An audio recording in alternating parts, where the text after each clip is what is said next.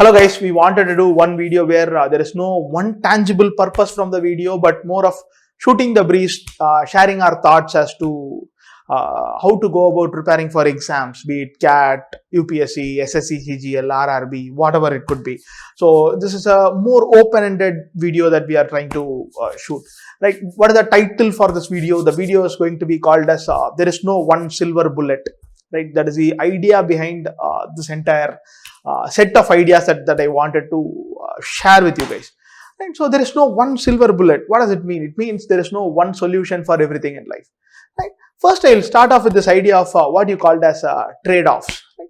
So Ikigai is one example of how you achieve everything in life. If you get all of this, you will reach Ikigai. Do Google if you don't know about this already. But Ikigai is a very powerful concept and it discusses multiple ideas. Right? Now think about this. What you love, what you can be paid, what you are good at, and what the world needs. Very, very, very rarely you get something that satisfies all four of these conditions. Very easily you can get one of these conditions satisfied, let's say in a job or in a undergraduation or in a post-graduation. Right? Also, very high likeliness of getting two of these boxes being checked. So you can get paid really well and what the world needs. There are many jobs that are these two. Sometimes it is what you are good at and what can be paid for. Fantastic. But getting three or more in one place is very tough, very tricky.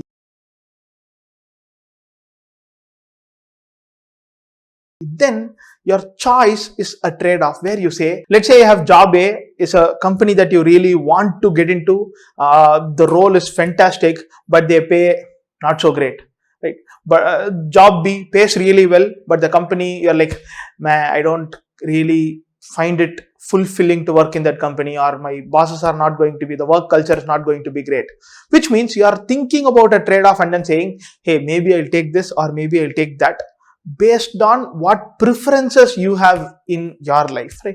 For some people, peace is the most important thing in their life. For some people, money is the most important thing. For some people, affinity, which means you interact with people, keep people happy around you. So it depends on who you are as an individual. There is no one right answer to this. So everything in life, or most things in life, is going to be some form of trade-off. So which is why this Ikigai is here. So we wanted to show it to you with an example of how this works. Right? Let me consider some more examples. Right? I wanted to buy a scooter. I went and looked at Ntorq and Aprilia. They were powerful, nice, nimble, but their suspensions were stiffer that my back couldn't take. Right? I got the Suzuki Bergman, which was slightly less torquey, less powery, and less nimble. It couldn't swish its way through traffic. It is a fantastic scooter, but it is not as nimble as a Ntorq or a Aprilia, but it is very comfortable for my back. So this is one plain vanilla example of how trade-offs work. So the pricing were also very similar. The only trade-off was how nimble a vehicle is versus how good for your back it is. So everything in life includes some amount of trade-off. So remember that. Don't take anything for granted. Let's say you are going to play in your PlayStation or a computer games for many hours together, which means you are sacrificing either your semester marks or your CAT percentile for that. Right? It need not be these two, just random examples that I'm throwing around, but everything that you do, something else you are unable to do, or something else that you wanted to do but could not do. So choose your trade-offs very wisely, which brings me to the next point. Prioritize well and regret less. Right? Lot of things you should prioritize what you want to do. You could say, hey, I want to get into a B school next year. I want to do these three things. I want me to be a part of this organization in the next year. I want to have financial independence by the time I'm 30. You could have many ideas, but you have to prioritize, pick and choose and say, this is the most important thing that I'm going to work towards. This is the second important thing, the third important thing, this is the fourth important thing. The moment you prioritize, then your dinner plans, they come down on the list of important things that you got on your list. Right? Your movie plans, your time spent on WhatsApp, Facebook, browsing through YouTube, all of them, the moment you have a list of things that you are super keen on and you feel like, hey, this is the thing that is going to take me to the next level. This is the thing that I want to do, right? Then the other things naturally come down because you realize, hey, if these four are the things that are going to be my top priority things, then anything else I'm doing, I'm in some sense wasting time. So prioritize really well so that you can regret lesser and lesser. The more you prioritize, more you know, hey, I want to prepare for this exam, the lesser you are going to regret, because you'll feel, hey, I've thrown everything that I had into preparation. I got this score, so I'm not going to worry about not watching movie X in theater. So remember that it is very easy to forget the list of things that you are supposed to be doing, right? Somebody is not going to sit behind you and with a stick and whack you if something does not go well. You got to do that yourself mentally when you are not following your priority list, because after all, who am I to tell you what are the most important things in your life? So you, based on your trade-offs and your prioritization, have come up with a list, which means you got to value your words, not mine. Right? So once your trade-offs are very clear, you will realize, hey, what am I getting? What am I losing? Right? Then you create a list based on your trade-offs after understanding what trade-offs you have in life, and then you say, okay, this is the thing that I want to do. To get there, what are the 3 different things that I should be doing underneath that? Right? Fix what you can fix. Don't worry about spilled milk. Right? People often ask me, my 10th score is this, 12th score is this, UG score is this. Do I have a chance at I am A, I am B, I am X, I am Y, whatever. They keep asking this question. Sometimes there is no right answer. Right? Somebody can tell you, hey, I have built an algorithm. You key in the details, I'll tell you this. But think about this. They can tell you based on what happened last year. The year that you are going to take the exam, the colleges or the schools can very well change their criteria, which they do quite often. If they change their criteria, then your chances, what they have claimed to be, is not exactly true. So there is always this sense of uncertainty. Don't wait for the ABC will definitely give me a chance. Now I am going to go and rock this exam. Don't do that. Rock this exam any which way. Then if ABC is not there, IIM Lucknow is a fantastic place to be. IIM Indore is a fabulous college to study. IIT Madras is a fabulous college to study. So you don't have to worry about what could happen. See, I can tell you, hey, my UG scores are, let's say, 69%. Right? I can tell you, IIM Ahmedabad is never going to call me, even if I get 100th percentile. We are always used to thinking, even if I get 100th percentile, IIM Ahmedabad is not going to call me. Right? You are always thinking of victimizing yourself. But the reality there is, I don't think I'm capable of getting 100th percentile. To be very honest, if you think of it the other way around, tell yourself, hey, what is the realistic chances of me getting 100th percentile or a 99.3 for that matter? Right? You keep taking marks, you figure out where you are, you take a diagnostic test, you figure out where you are today, you start preparing, and then 3 months later, maybe you will figure out, hey, maybe I can go up to 95th, 96th percentile, but not more than that. I know fantastic people who have thrown their heart and soul into the exam. Many of my colleagues who have ended up scoring 95, 96, 97, 98, all of these. I know they are brilliant, but that doesn't have to translate to a 99.6th percentile. So remember that. Right? So you're always constantly worried about future. You're always anxious about what could happen. But the reality is, unless you have the capability and execution of getting a 99.5th percentile or 99.7th percentile, you don't have a say in saying, hey, IIM Ahmedabad won't even consider me. Doesn't matter. Doesn't really matter. Unless you get that, you don't have any say. For very few small sliver of people, they do end up getting a fabulous score, and many of the top 6 schools don't call them. Again, that is something you can't change. Maybe you will get an admit into an NMIMS, or maybe India is not the place for you. You'll get an admit in an Harvard or a Stanford. So place your bets based on where you want to be, what your priorities are, what are the trade-offs and all of that. Don't constantly keep worrying or agonizing about, will this happen, will that happen, can I do this, will this college let me, which again brings to another very important point where people think about reservations as, oh, he is OBC, he'll get it at this percentile, he is SC/ST, he'll get it at this percentile. I'm not going to get into the discussion of is reservations right, wrong, any of that.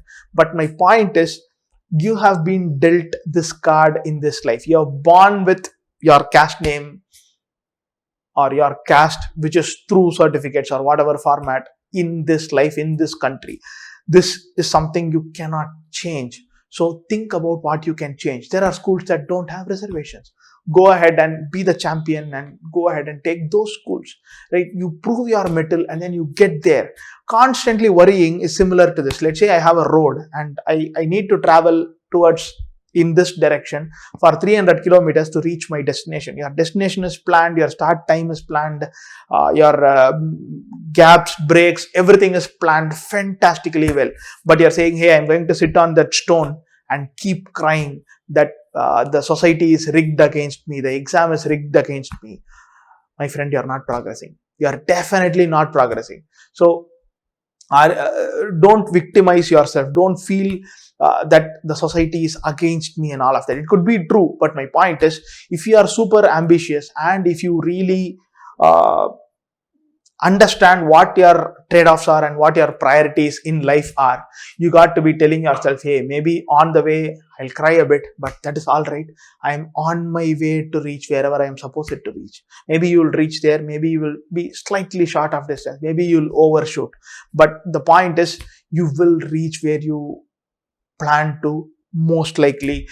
If you keep traveling. If you don't keep traveling, if you keep crying, you are not moving anywhere. This is something that you got to tell yourself. Feeling victimized, you are not preparing. Feeling that the society is against you, you are not preparing. Feeling that, hey, I'm a BCom grad, math is not my strong suit, CAT is rigged against BCom grad, you are not doing yourself justice. Go to qn.2im.com or questions.2im.com, pick up 3 questions, try and solve them, and if you are unable to solve them, go watch the video solutions and then feel happy that you have prepared 3 questions. Now you know 3 different ideas that you did not know half an hour ago. So that is important. Your intent is important. Your where you want to go is important. How much you can push yourself in that direction is the most crucial of all of this, right? So after all of this, when do you want to start your preparation? Tuesday? Tuesday is a good day? Saturday maybe?